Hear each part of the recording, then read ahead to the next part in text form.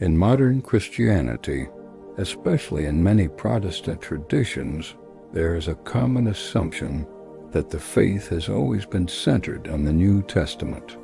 This assumption, however, does not withstand historical scrutiny.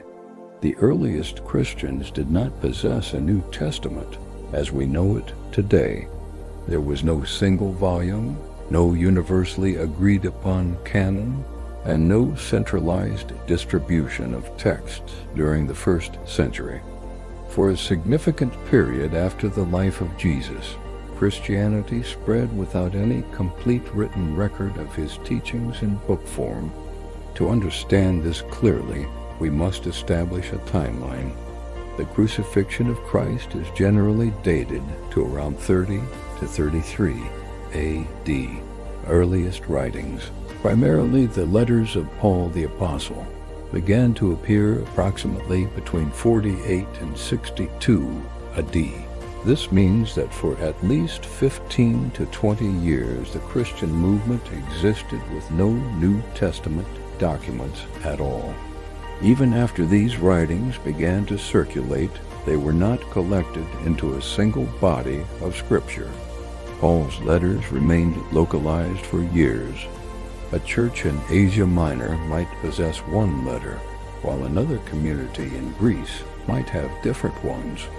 The four Gospels, Matthew, Mark, Luke, and John, were written later, approximately between 65 and 100 AD. This means the full narrative of Christ's life was not immediately available in written form to all believers within the first century. More importantly, there was no universally recognized list defining which writings were authoritative.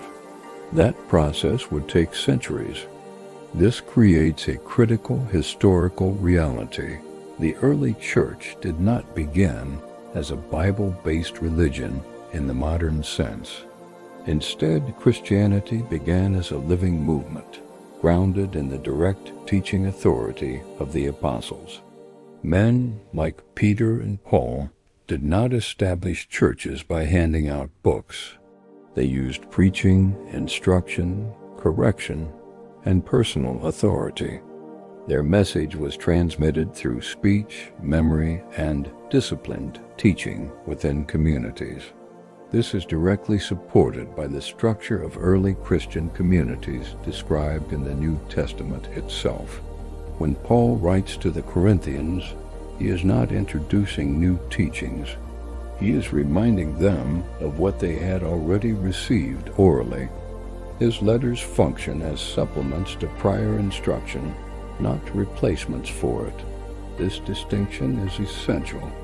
If early Christians depended solely on written texts, the absence of a complete New Testament would have resulted in doctrinal chaos. Yet historical evidence shows the Church maintained a remarkable level of coherence and belief across geographically distant regions. The answer lies in understanding that authority was not located in a book, but in persons who had received teaching from the apostles. In the ancient world, authoritative teaching was commonly transmitted through oral instruction and memorization. Students were trained to preserve teachings accurately, often word for word. Written text existed, but they were secondary to living transmission. Christianity emerged within this cultural framework.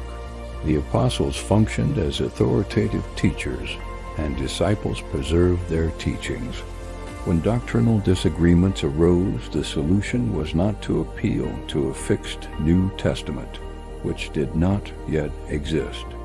Instead, authority was exercised through leaders who traced their teaching back to the apostles, a system called Apostolic succession.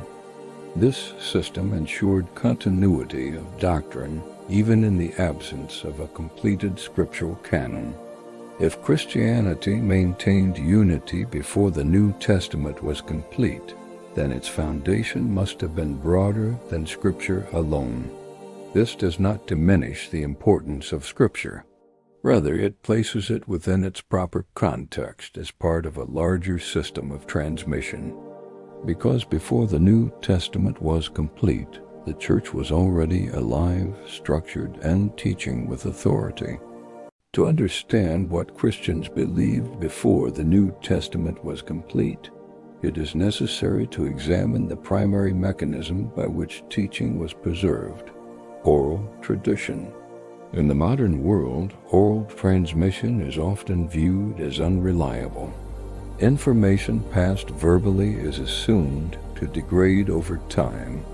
However, this assumption reflects modern habits, not ancient realities.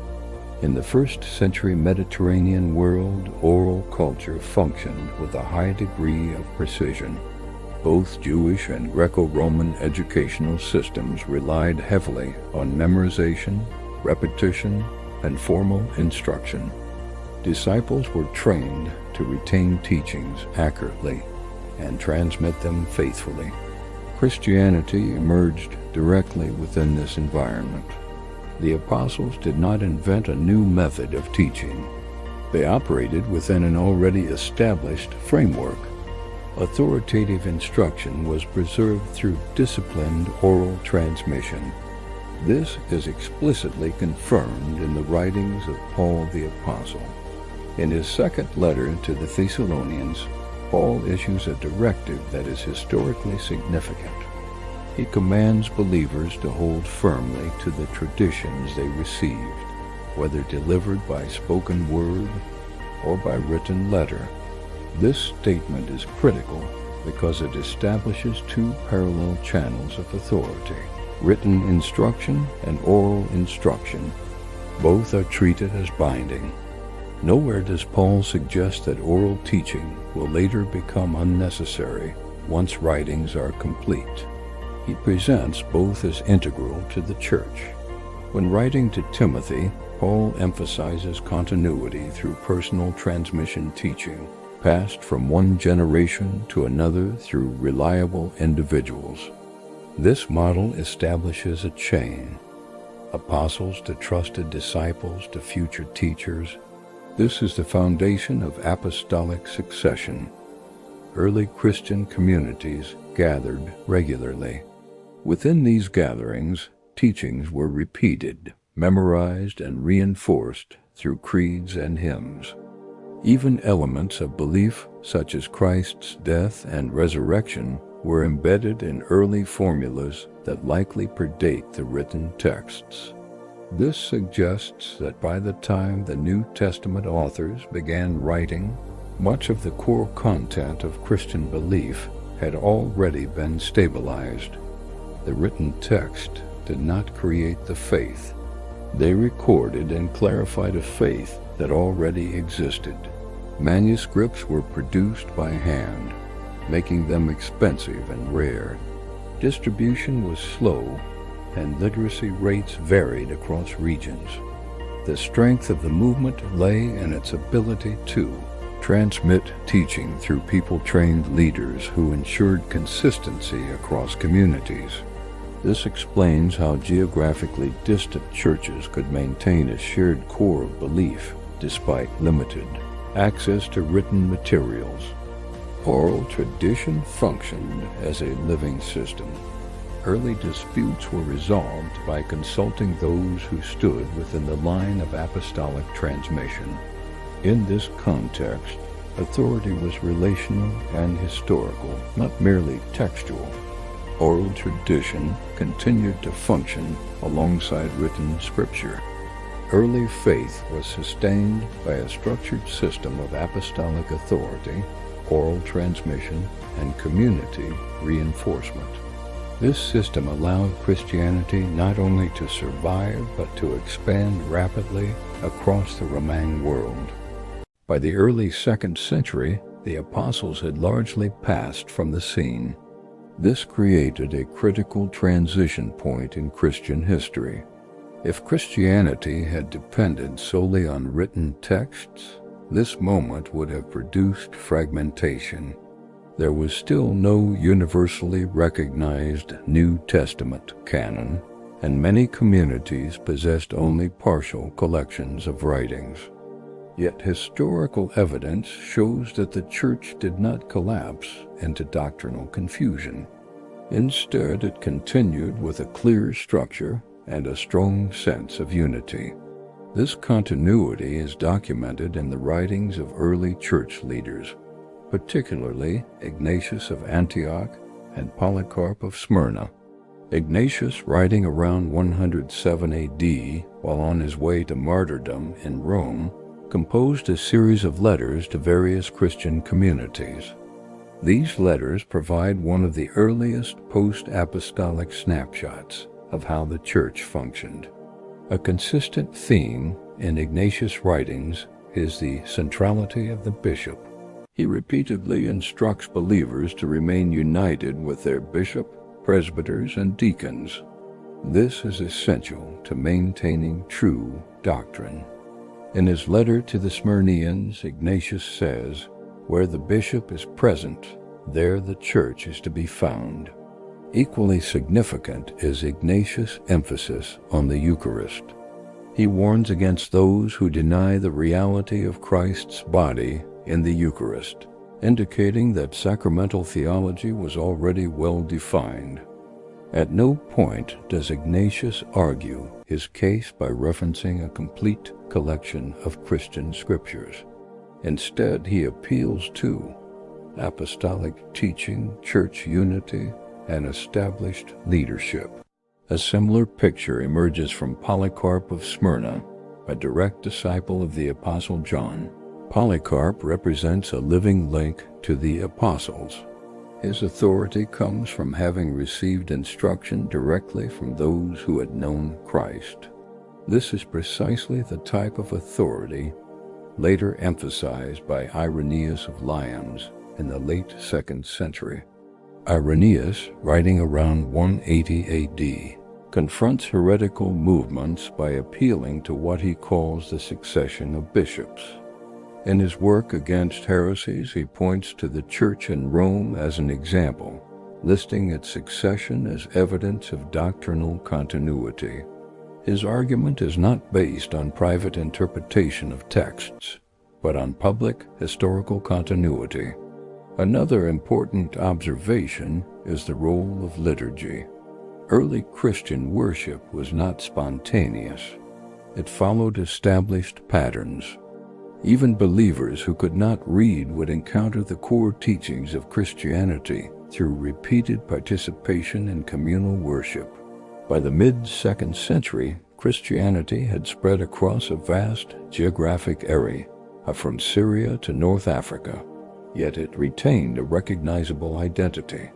Instead, it points to the effectiveness of a system grounded in apostolic succession, structured leadership, and living tradition.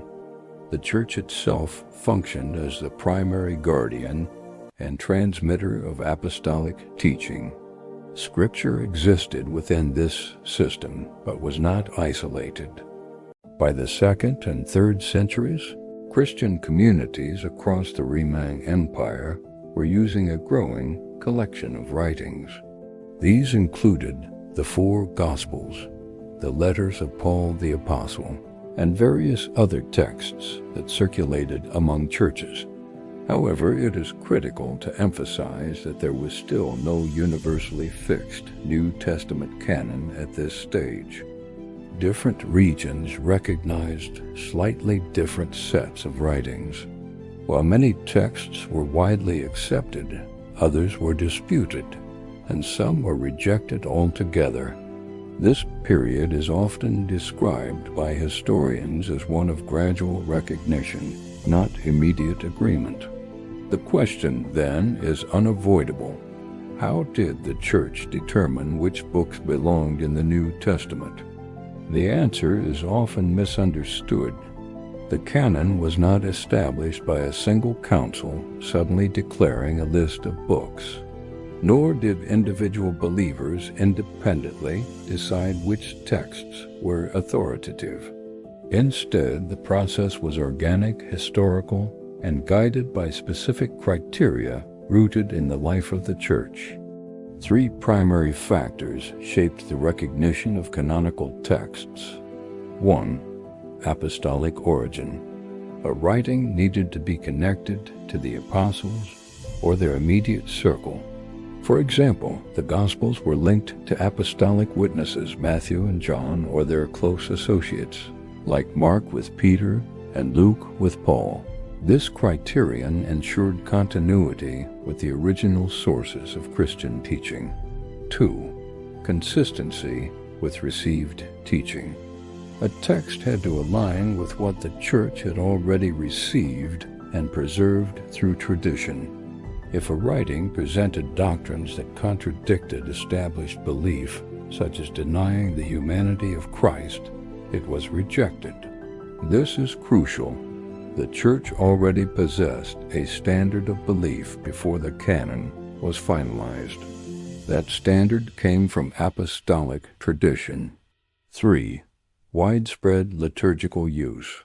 Texts that were regularly read in the worship life of multiple churches gained recognition over time. Liturgy functioned as a testing ground.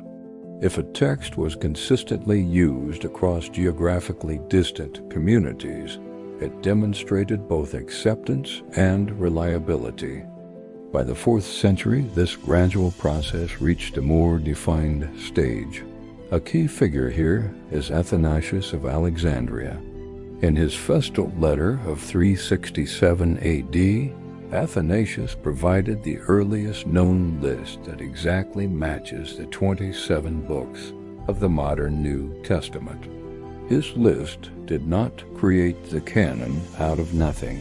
It recognized what had already become standard within the Church. Around the same period, regional councils reinforced a growing consensus. The Church did not arbitrarily choose books and grant them authority.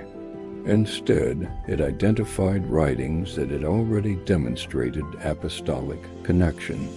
The New Testament is the product of the Church's discernment, not the source of its original authority.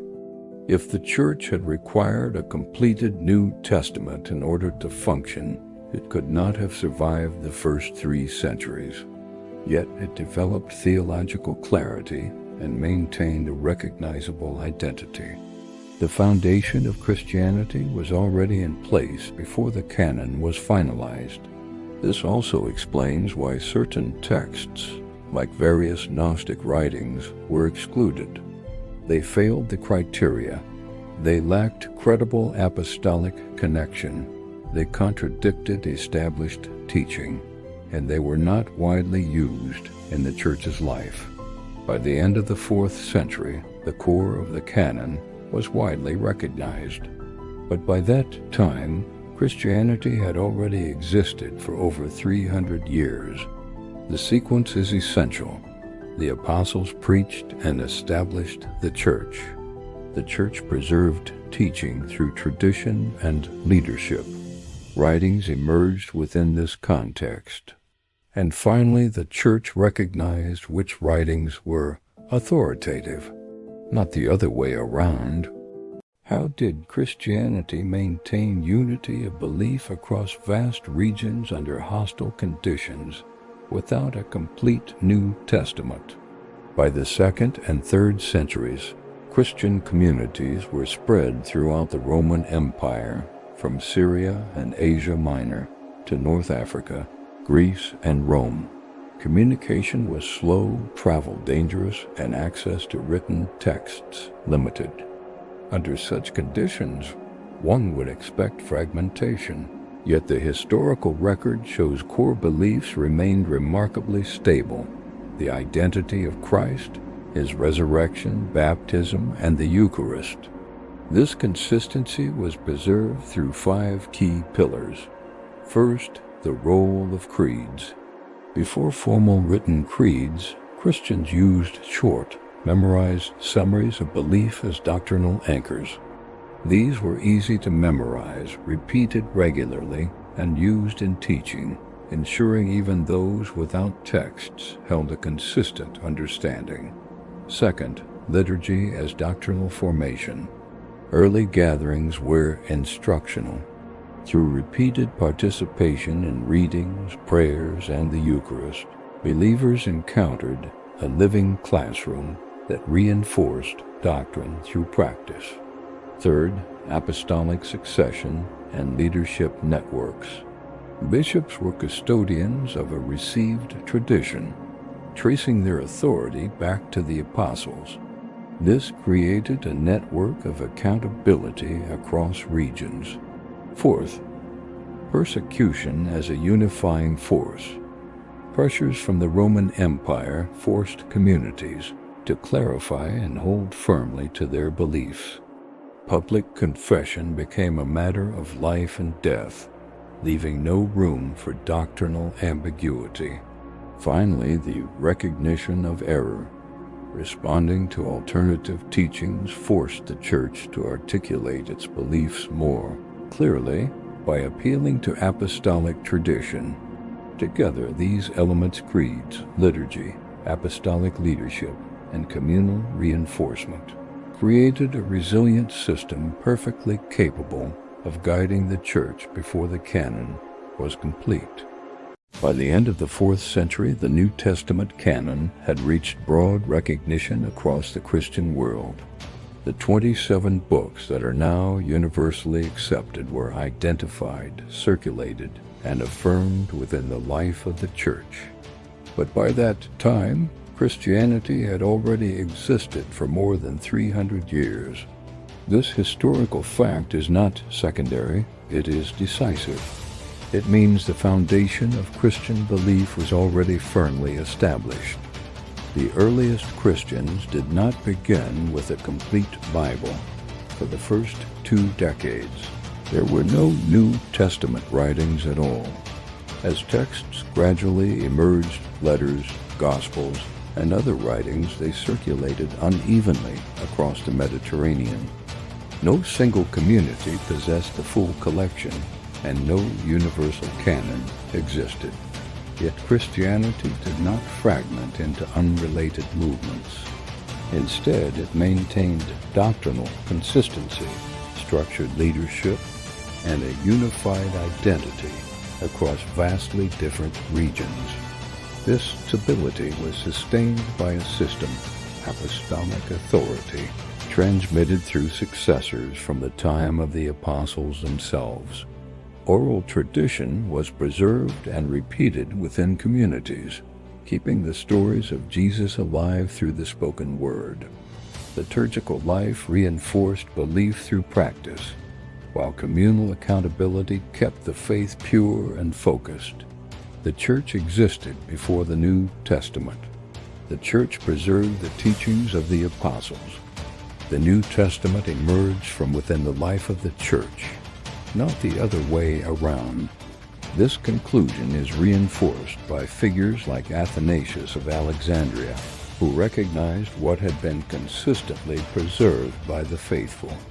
Scripture is not an isolated authority. It is the written expression of a living tradition that began with the apostles. Historically, a Scripture alone model is not visible in the first centuries. We see a faith that was taught before it was written. It was lived before it was compiled, and preserved by the people before it was ever codified into a single volume.